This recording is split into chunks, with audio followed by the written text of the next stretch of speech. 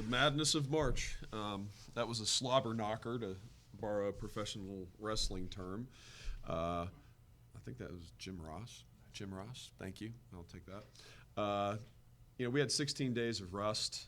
We tried everything that we could to prepare ourselves, and you can't prepare yourself for games, especially in the postseason, without playing. Kudos to our male practice players who tried as best they could, and our kids really gave great effort in that 16 days. But we knew that we were going to have this rust. It was just how quickly could we get through it. And I was hoping it would take a quarter, maybe 3 minutes. It took us about 35 minutes, and maybe 38. We defended very well, but anytime we could get a 2-point lead, they answered that. And the reason why is because Monmouth is a really well-coached team, and I have a lot of respect for Jenny, their head coach. I think they do a really nice job of identifying mismatches, and they're a good basketball team. They've won 13 straight on the road. So to get that win today against a very confident team feels really good. But we've won 14 out of 17, and we're pretty good too. I'm incredibly happy for Lauren Wasselson. First of all, Coach Vanessa to make those calls, take coulions, and then Lauren getting fouled on both of those and knocking those free throws down are just big plays. And we had many big plays from many people. But I do want to say that our administration, in particular our president Ken Gormley and Dan Gilman, I can't thank them enough for the pregame tailgate that they had and the support that they give women's basketball. We had a great crowd tonight.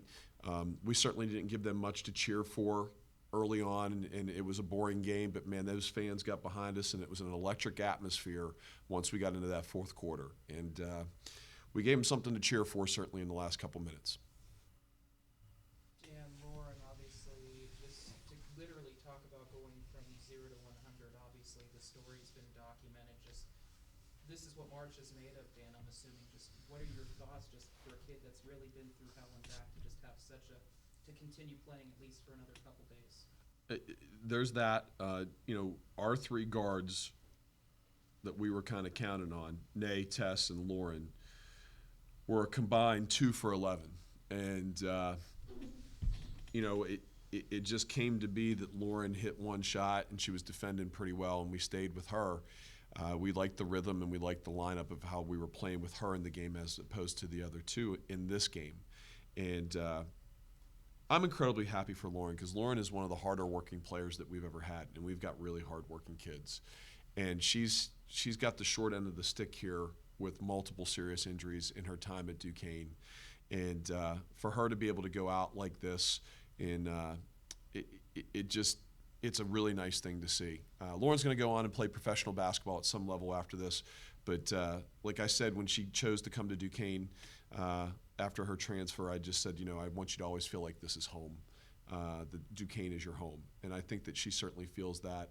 And doing something like what she did tonight certainly cements that and kind of cements what her legend will be here. And, 20 years from now, we'll talk about it. She actually got hit 6 times and made 12 free throws in a row. We'll make stories up. So.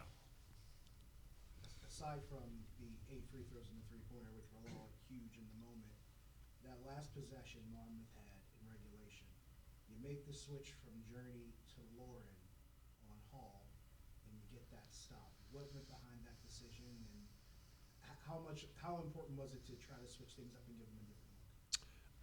Coach Bell did a great job of recognizing that. With Hall, she wants to bully you and back you down, and she's good at that.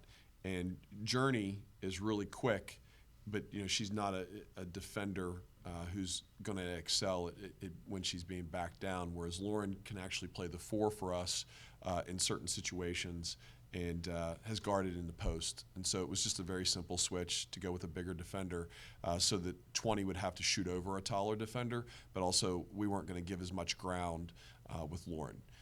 If it would have been a situation where it would have been 1, we probably would have stayed with Journey on her, but we knew that was what 20 wanted to do because that's what she did most of the game and had some success with it.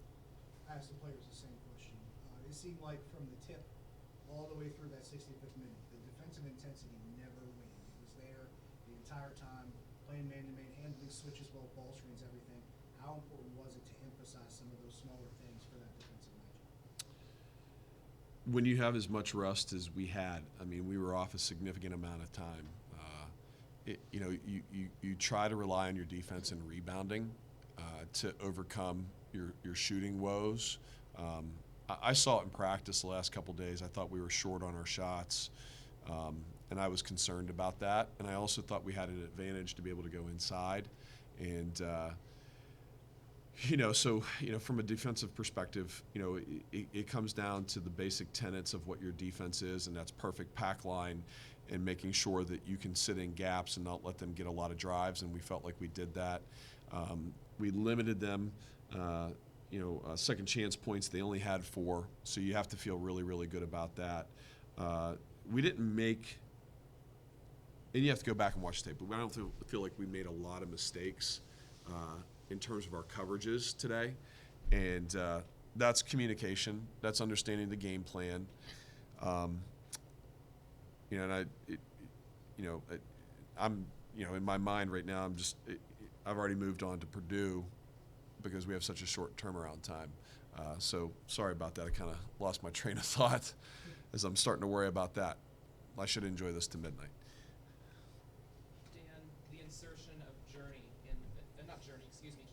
in the second quarter, just to find some energy. That's obviously an energy player. Just what went in, was the decision simply to find energy and just find a punch, and just how did she come through with that? Yeah, that's all it was.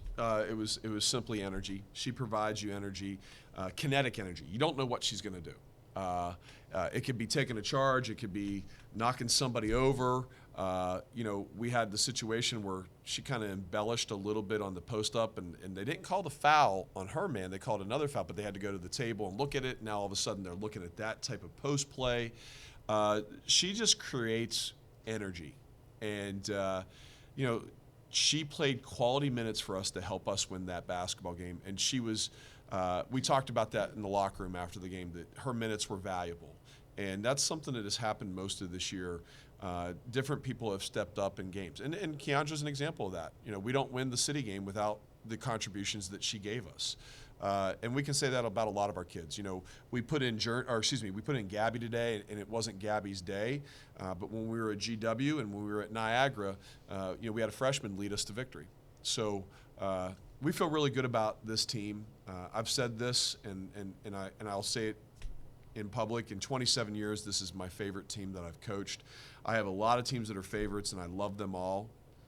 But this team is just really special. It's been a really enjoyable ride and journey this year.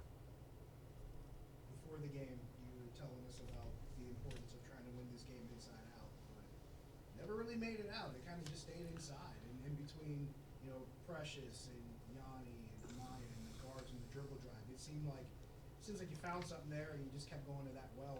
How soon did you see that it was working for you, or was that really the idea all along?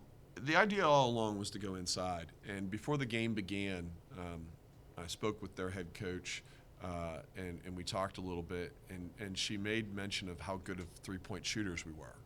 And I said, oh, okay. That'll be interesting to see how they guard us. They never really came with doubles. And they really said, okay, you're going to have to score a whole lot of points in the paint. It's almost like what St. Francis did to us a couple years ago when we had Judy Soleil, and Judy Soleil Laya Soleil, and Laya went for 40 or 42 points that night.